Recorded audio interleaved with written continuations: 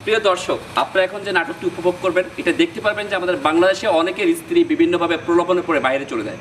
আমরা সেই দৃষ্টি তুলে ধরার চেষ্টা করছি আমাদের এই নাটকটিতে। চলুন আমরা ঘুরে আসি আমাদের ক্যামেরায়।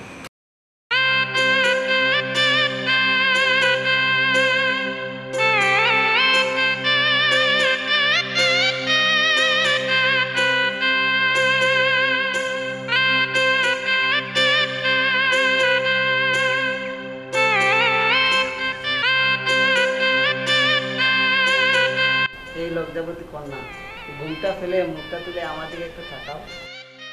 তাকাও না, কি হলো? তোমার চন্দ্রমুখী মুখখানা না দেখে আমি তো আর থাকতে পারছি না। প্লিজ ঘুমটা খুলো না। ও তাই নাকি? আমার মুখখানা না দেখলে তোমার মনের জ্বালা কি মিটবে না? এই দেখো, ভালো করে দেখো। কি দেখলে তো? জীবন আমি শুধু তোমারই হয়ে থাকি।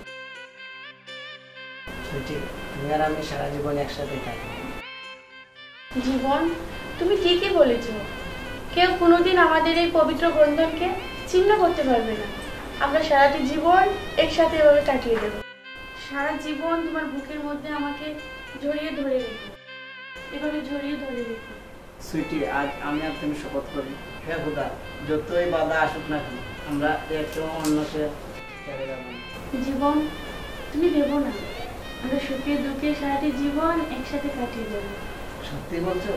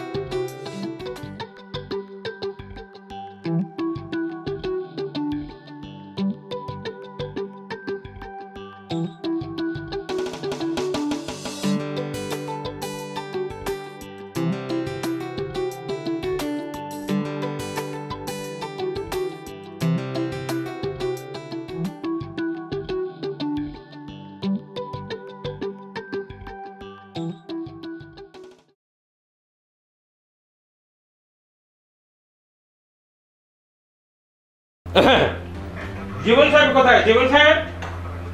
হ্যাঁ, আসসালামু আলাইকুম চাচা। ওয়ালাইকুম আসসালাম। উনি কোথায়? উনি তো একটু বাইরে গেছেন। বাইরে গেছেন? জি। ওনাকে বলবেন 3 মাসের আমার এই বাসা ভাড়া বাকি রয়ে গেছে, বুঝছেন? উনি যদি কালকের ভিতরে আমার বাসা ভাড়া না দেয় তাহলে বাসা ছেড়ে দিতে বলবেন, বুঝলেন? আসি। চাচা চা খেয়ে যান। না না, আমি চা খাবো না, আসি। আমার হয়েছে যত জ্বালা, ঘরে চাল ডাল তরি তরকারি বলতে কিছুই নেই। এদিকে বাড়িওয়ালা এসে হুমকি দিয়ে গেছে, কালকের ভিতরে যদি বাসা ভাড়া না দেওয়া হয় তাহলে বাসা ছেড়ে দিতে হবে।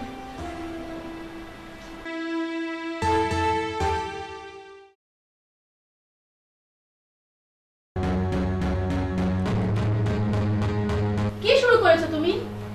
বাসার মালিক এসে গেছে, 3 মাসের টাকা জমে আছে। বাসার মালিক এসে আমাকে অনেক কথাবার্তা শুনিয়ে গেছে। তুমি কেন এই টাকাগুলো দিচ্ছ না? এদিকে দোকান ভাড়াও 3 মাসের টাকা জমে আছে, কেন এরকম করতেছো তুমি? প্লিজ সুইটি, আমি এই মাসের ভিতরে সবার টাকা শোধ করে দেবো। চুপ করো, তোমার তো এখন চাকরি চলে গেছে। 3 মাস ধরে তুমি কোনো চাকরি খুঁজে পাচ্ছ না। আমি আর তোমার সাথে থাকবো না, তুমি তোমার থাকো, আমি গেলাম। সুইটি,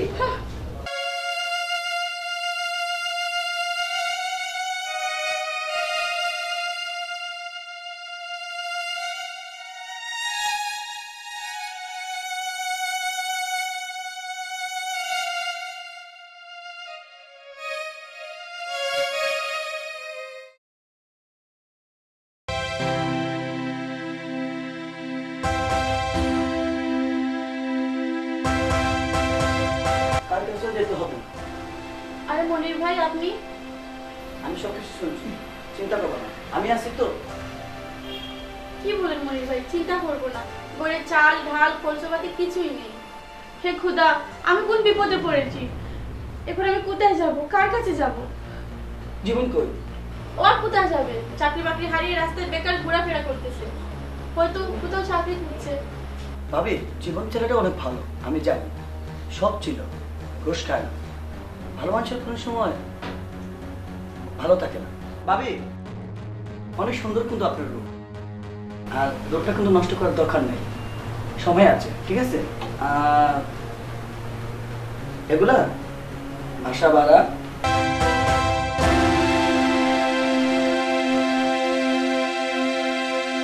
এসবের আর কি দরকার ছিল? নিয়ে যাও। ঠিক আছে, রাখো। আর কাল ঠিক 10টার সময় রেল স্টেশন থাকবা, আমি অপেক্ষা করবো, মিস করবো না কিন্তু। ওকে, আচ্ছা ঠিক আছে। বাই।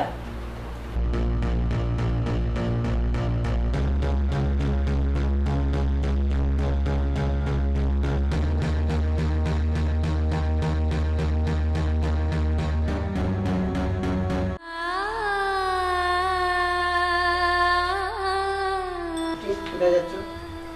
জীবন, আমি চলে যাচ্ছি। কোথায় যাচ্ছি, কেন যাচ্ছি তাও জানি না। তোমার সংসারে এসে আমি দুঃখ ছাড়া সুখ পাইনি। এভাবেই জীবন চলে না। পৃথিবীটা বড়ই স্বার্থপর জীবন, শুধু পেতেই চাই, দিতে চাই না। তাই আমি সুখ পাবার আশায় তোমার বই চাইলাম, আমাকে ক্ষমা করে দিয়ে দেবো। সুইটি, সুইটি,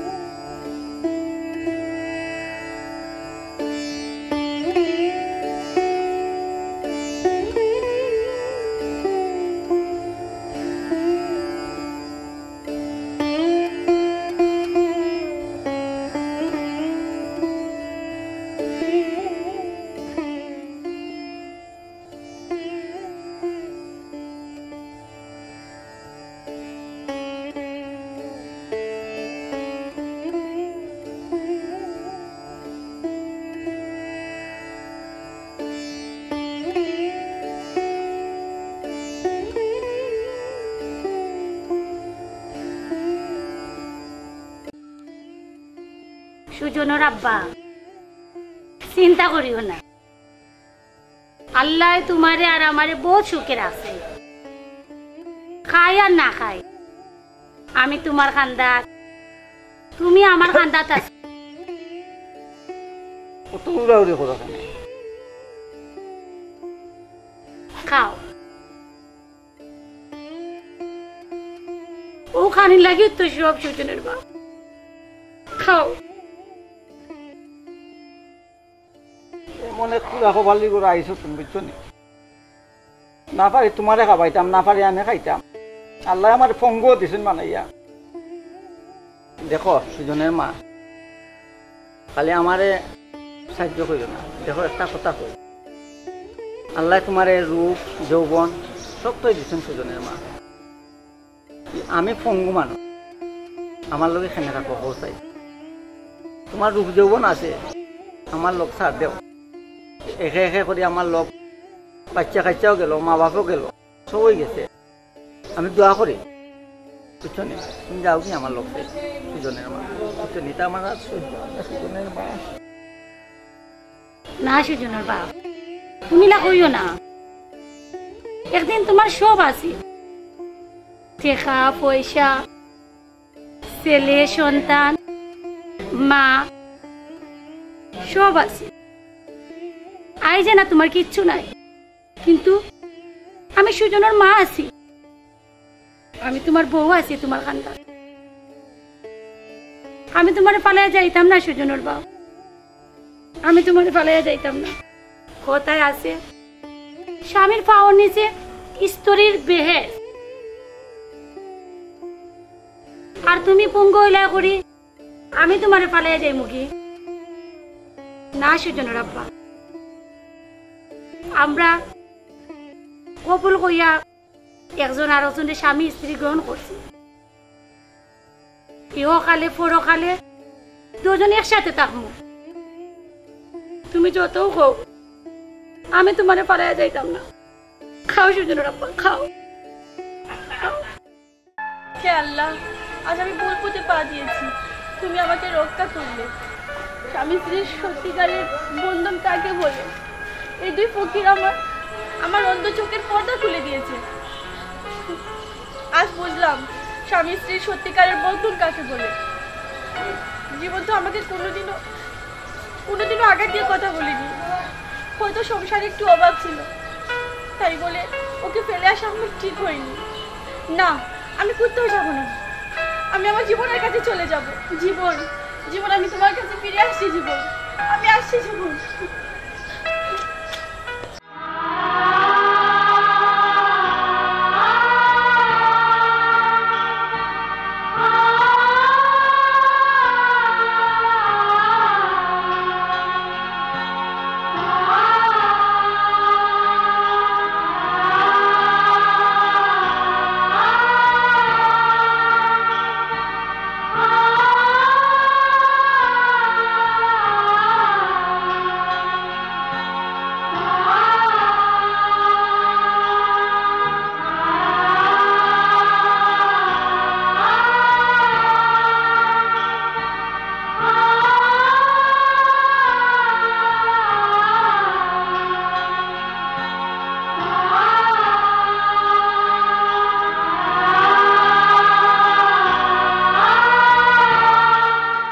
প্রিয় দর্শক, এত সময় আপনারা যে নাটকটি উপভোগ করলেন, আপনারা দেখতেই পেরেছেন তার স্ত্রী কিভাবে ভুল বুঝে আবার ফিরে আসছে।